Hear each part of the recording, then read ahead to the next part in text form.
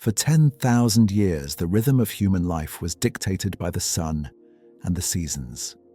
Tools were extensions of the human arm, and power was limited to the strength of a horse, the flow of a river, or the direction of the wind.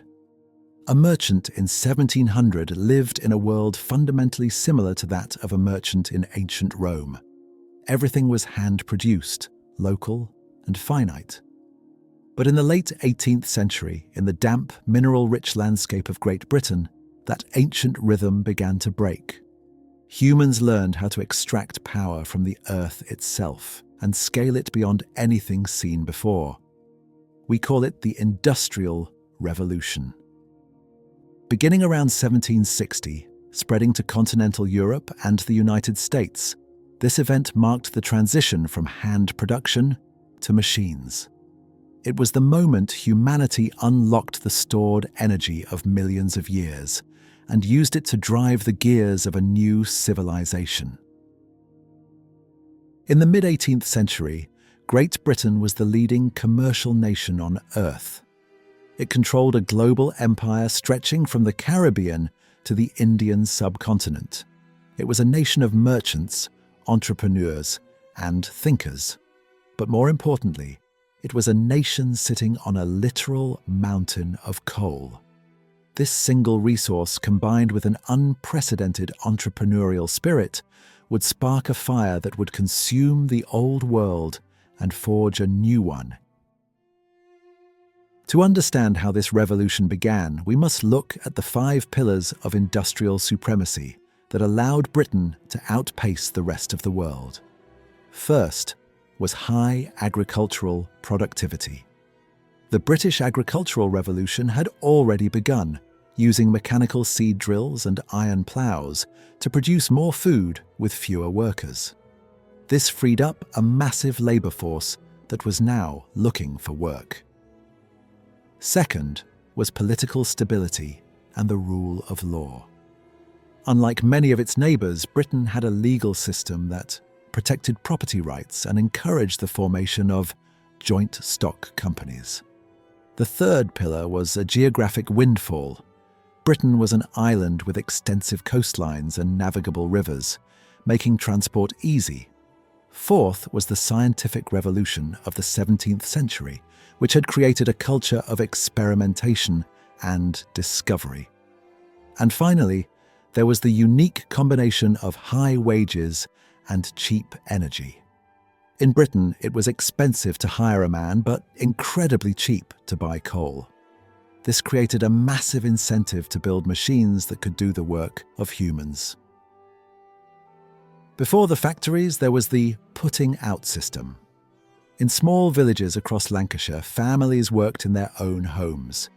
Women would spin raw wool or cotton into yarn, and men would weave that yarn into cloth on hand looms. It was a slow, domestic life. But the demand for textiles was exploding. Britain had developed a taste for white gold, the cotton. Initially, Britain could not compete with the delicate, hand-woven fabrics coming from India. Indian labour was 5 times cheaper and their quality was unmatched. The British government even passed the Calico Acts to protect domestic wool and linen from Indian imports. But instead of stopping the trade, these laws forced British entrepreneurs to innovate. They needed a way to make cotton cloth faster and cheaper than anyone else. The first domino fell in 1733 when John Kay invented the flying shuttle. This simple device doubled the output of a weaver, but it created an immediate crisis. There wasn't enough yarn to keep up with the looms. It took nearly 8 spinners to supply a single weaver. The imbalance remained a bottleneck for decades until James Hargreaves stepped forward with the spinning jenny. This wooden-framed machine allowed a single worker to spin multiple threads at once. It was small enough for a cottage, but it was the first step towards the factory. Then came Richard Arkwright, a man who nurtured inventors and protected his patents with a legal iron fist. He developed the water frame, a machine that was too large for a home and required the power of a rushing river. Arkwright built the world's first true cotton mill, proving that production was no longer a family affair. It was now an industrial process.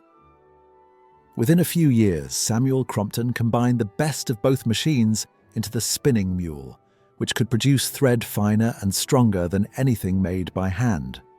The result was staggering. In 1750, Britain imported 2.5 million pounds of raw cotton. By 1850, that number had skyrocketed to 588 million pounds. Manchester, once a modest town, earned the nickname Cottonopolis.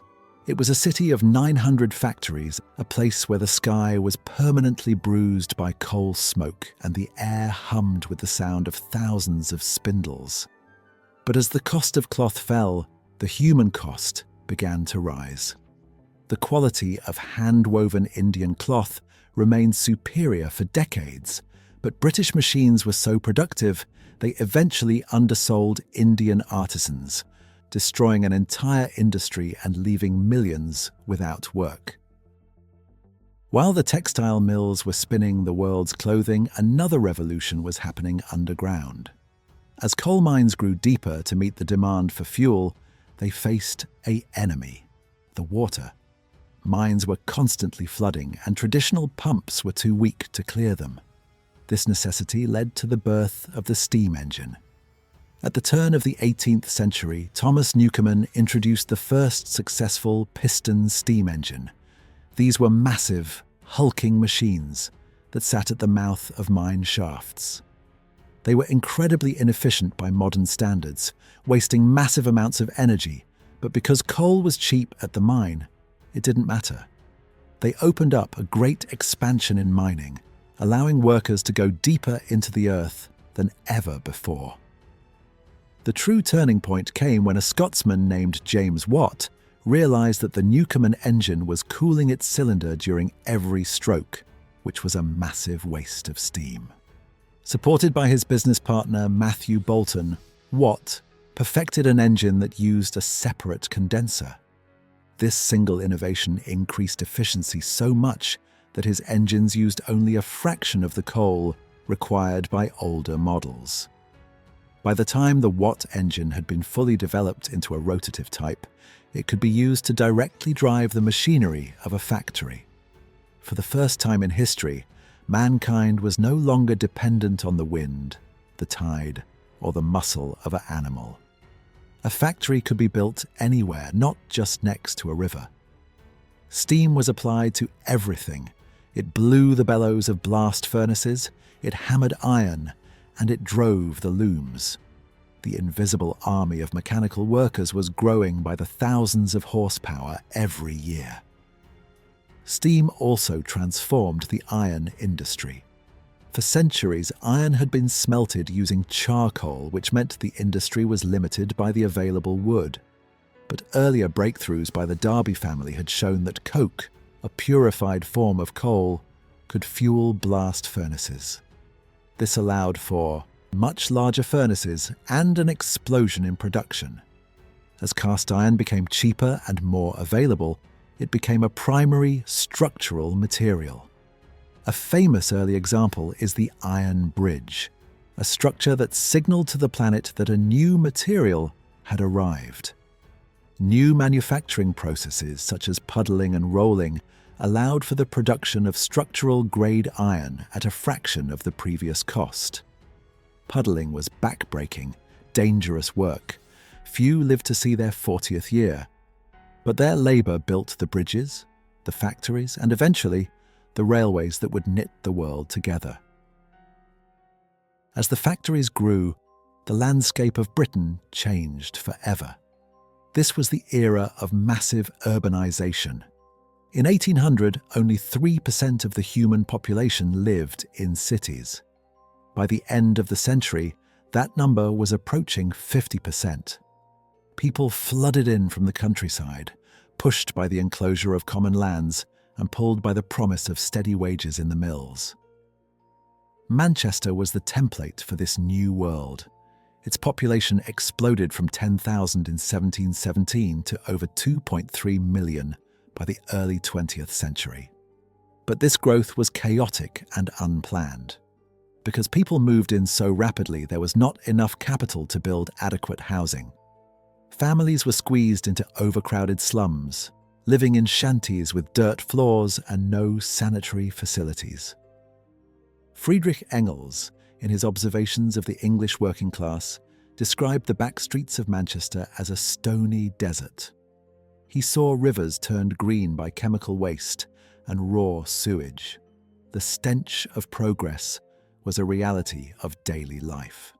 Clean water was a luxury, and diseases like cholera and typhoid were endemic.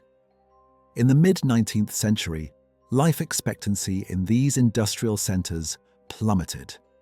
In some districts, more than half of all children died before the age of 5. Inside the factories, a new kind of discipline was enforced. In the rural world, work followed the sun and the seasons. In the factory, work followed the clock. The factory system demanded that humans adapt to the pace of the machines. Shifts lasted 12 to 14 hours, 6 days a week. Most of the workers in the early textile mills were unmarried women and children. Child labor was not new, but the industrial system made it more visible and more grueling. Children as young as 8 were employed as scavengers, crawling under moving machinery to pick up loose cotton, or piecers, who stepped into the frames to repair broken threads. They were paid a fraction of an adult's wage, sometimes only 10%, and were often preferred because they were small and easier to manage. This created a profound social crisis, leading to the first general laws against child labor, the Factory Acts, which eventually limited the working day and began the slow process of moving children from the factory floor to the schoolroom. Yet, despite the hardship, the Industrial Revolution also created a massive new middle class. For the first time, there was a growing population of businessmen, clerks, foremen, and engineers. These people lived in comfortable homes with carpets, mirrors, and the latest consumer goods. They were the drivers of a consumer revolution, where luxury items like sugar, tea, coffee, and fine Wedgwood china became affordable for the new urban elite. As production increased, the old system of muddy roads and slow river barges could no longer cope. The Industrial Revolution needed a way to move bulk materials, coal, iron, and cotton, quickly and cheaply. The answer was a massive expansion of infrastructure. First came the age of canals. High-profile projects like the Bridgewater Canal showed that moving coal by water was far more efficient than land transport. The success was so great that coal prices in major cities fell by half almost overnight. This success inspired Canal Mania, a building spree that linked major manufacturing centers and allowed a single horse to pull a barge carrying tens of times more weight than a cart. But the canals were soon eclipsed by the most iconic invention of the era, the railway. Railways were made possible by 3 things: cheap, puddled iron for the rails, the rolling mill to shape them, and the high-pressure steam engine. Innovators like Richard Trevithick and George Stephenson realized that if you put a steam engine on wheels and ran it on iron rails, you could move weight at speeds the world had never seen.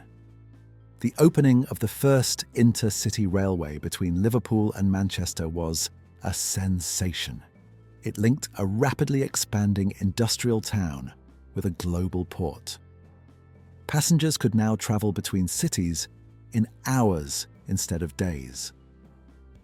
The railway broke the isolation of the rural world, allowed ideas to spread at the speed of steam, and provided a massive new source of employment. On the oceans, steam was doing the same. While improved sailing technologies had already boosted speeds, the arrival of the steamship meant that global trade was no longer entirely dependent on the wind. The world was shrinking. A merchant could now track the movement of goods with a precision that would have been unthinkable a generation earlier. For decades, Britain tried to keep its industrial secrets to itself.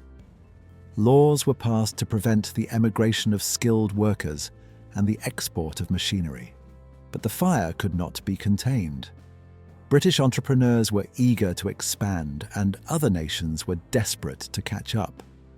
Belgium was the second country to industrialize.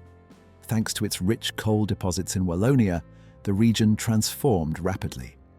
Transplanted English engineers built massive integrated factories that handled everything from raw materials to the finished steam engines. By the middle of the 19th century, the landscape mirrored the industrial valleys of northern England. In France, the revolution was slower and more steady. French historians argue that the country didn't have a single take-off point, but rather a gradual evolution through the 18th and 19th centuries. Germany, however, was a different story. Divided into dozens of small states, Germany lacked a unified market. But the construction of railways acted as a catalyst. The railways linked the major cities and created a massive demand for steel.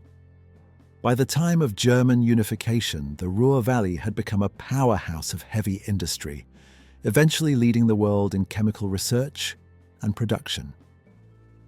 Across the Atlantic, the United States followed its own path.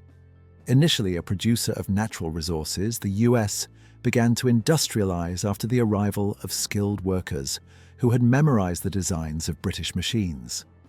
The Americans added their own innovation, the American system of manufacturing. This was the development of interchangeable parts. Instead of each item being made by hand, machines produced precision metal parts that were identical. This allowed for mass production on a scale never seen before. Even in the East, the revolution was taking root. Following the Meiji Restoration, Japan made a deliberate decision to catch up with the West.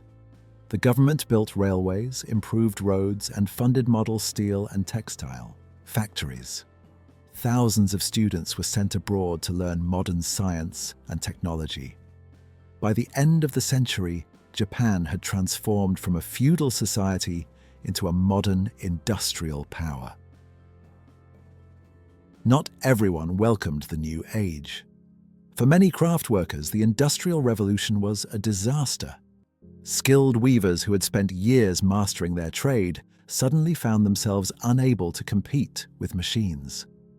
This despair led to the Luddite movement, where workers began breaking into factories and smashing the machines that had stolen their livelihoods. The government responded with force, protecting the new industry at all costs. In the countryside, laborers destroyed the threshing machines that had made their labor redundant. These were the screams of an old world dying. But from this unrest, a new kind of organization was born: the trade union. Workers realized that while one man was powerless, 1,000 men could halt production. Despite early laws forbidding them, unions slowly gained the right to strike, forcing improvements in wages and working conditions. In the world of ideas, the revolution sparked a massive philosophical debate. Thinkers like Karl Marx witnessed the factories of Manchester and saw a system of exploitation that he believed would lead to a total social transformation. On the other hand, the Romantics, poets, and artists recoiled at the dark satanic mills. They mourned the loss of nature and the traditional rural life, stressing the importance of the human spirit over the monstrous machine. Even the environment was beginning to push back. The origins of the modern environmental movement lay in the response to the smoke pollution of the 19th century. Laws were eventually passed to regulate the toxic gases given off by chemical plants. Scientists began to trace the link between polluted water and disease, leading to the construction of massive new sewage systems that diverted waste away from the rivers that had become open sewers. By the middle of the 19th century, the first industrial revolution had matured, but a second wave was coming, one that would be defined not by iron and steam, but by steel, chemicals, and electricity. The invention of the Bessemer process allowed for the mass manufacture of steel, which was stronger and more flexible than iron. It allowed for the construction of skyscrapers and giant industrial corporations. Petroleum began to replace coal, and the internal combustion engine opened the door for the automotive industry. Electricity brought a new kind of magic. Gaslighting, which had allowed factories to stay open late into the night, was replaced by the electrical grid. The rhythm of the city became permanent, 24 hours a day. The age of mass consumption had arrived. Shopping became a cultural activity, with grand department stores offering a dizzying array of goods. The world was now connected by the electrical telegraph, and literature for the masses was being circulated on an unprecedented scale. Looking back, the Industrial Revolution was the most important event in human history since the invention of agriculture. It brought sustained growth and lifted the material advancement of the Western world. For the first time, income and population began to undergo sustained growth. But it was also a revolution that demanded new ideas for managing human society. It created an enormous economic division in the world and shifted the center of gravity from the east to the west. The landscape of our planet would never be the same. The quiet green fields were replaced by the grid-patterned cities and iron arteries of a new era. The legacy of the 18th century is embedded in the very DNA of our modern lives. We are the direct descendants of that first coal-fired spark. The Industrial Revolution didn't just build our cities, it fundamentally redefined what it means to be human, shifting us from a species that followed the slow rhythm of the seasons to one that demands the world move at the speed of a machine. We have inherited a world of boundless convenience and breathtaking speed, but we also carry the weight of the environmental and social shadows that progress left behind. The Industrial Revolution began as a solution and ended by changing more than it intended. Revolutions arrive silently, and by the time we notice, we can't imagine life without them. I'm Tim, watching the past so we can understand the present. And together we keep history reborn. I see you in the next era.